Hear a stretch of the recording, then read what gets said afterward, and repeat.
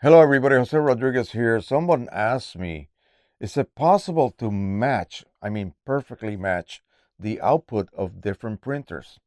And I had to think about that. The answer is not really. You can get close, but not perfect. Okay, there's a simple answer for that, so stay tuned.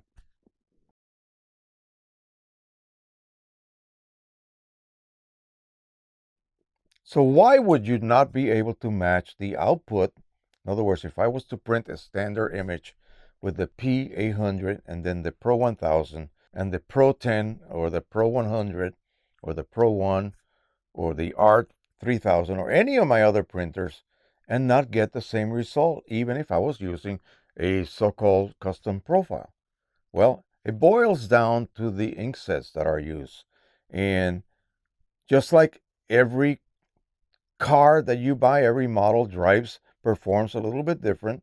Every camera that you buy performs a little bit different depending on the model. So do printers. And there's no way to really match. Unless you do a really good job at creating custom profiles, you may get a very close match between, say, two printers with totally different ink sets. And by that I mean, for example, this has a 12 cartridge ink set, including a clear coat, which is Chrome Optimizer, but then you have your normal CMYK inks and also light versions of those magentas and cyans and such, matte black, photo black, grays, that sort of thing. This also has red ink and blue ink. Now, blue in this case is actually more like a purple color. Okay, that's what optical blue looks like. It's not sky blue, that's cyan. So P800, that has a traditional K3 ink set, yellow, magenta, light magenta, cyan, light cyan, black, black, and then a couple of grays. So, what do you do? How could you possibly match those two outputs? You have to have really, really good profiles in very, very similar papers. In papers by themselves, that's another subject altogether. They render colors differently because of the color of the paper base. Some of them are very cold, some of them are very neutral white, and some of them have a very warm tint to them. How about the Pro-10? Okay, the Pro-10 uses red as well, and magenta and light magenta or photo magenta, cyan, photo cyan, Chrome Optimizer. The same as this, except for two less colors. Totally different ink set. How about the Pro-100? The same thing. 8 colors, dye ink in this case, and dye ink has a different reflectivity, if you will, when it is applied to paper, especially glossy paper. So again, totally different reacting and performing ink sets. And you're relying on the engineering behind the printer, the print engine, which is what sort of orchestrates how the inks are mixed. You have a very limited number of colors, and you want to be able to create millions of colors on your prints. How could you possibly do that? Well, the print engine performs all that magic for you. But you really cannot say that if I print a so-called evaluation image, the one that I always suggest you use to evaluate your output, you're not going to get the same results from each printer, okay? And if you are lucky or unlucky enough to own 13 printers, then it's going to really become a huge headache, okay? Because there's no way that I can orchestrate all my 13 printers to output the same results. They're always going to be slightly different, okay? Slightly different. We have here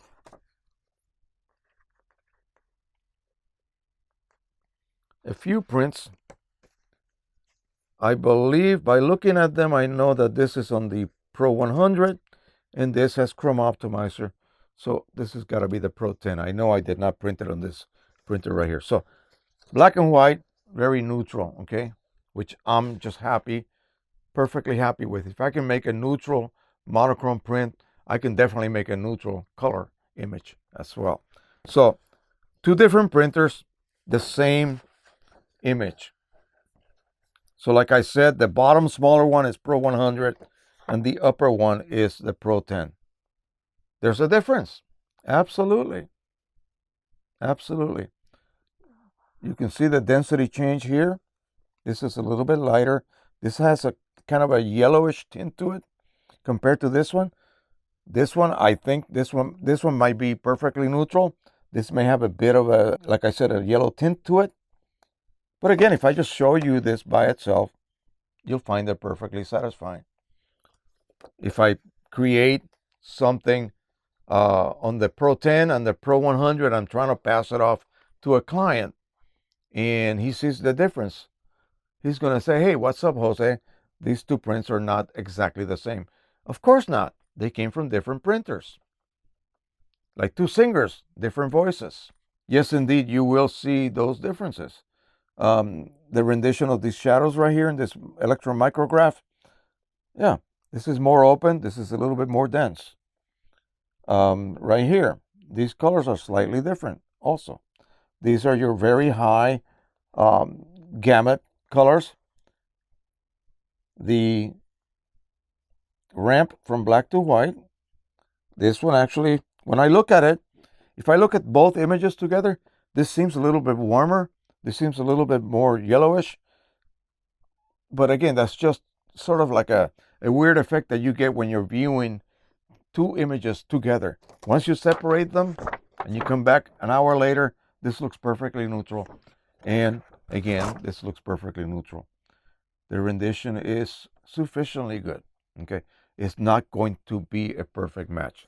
That's the point I'm trying to get across. And so stop losing sleep over the fact that, say, you have two or three printers and they're not outputting identical outputs. It's not going to happen.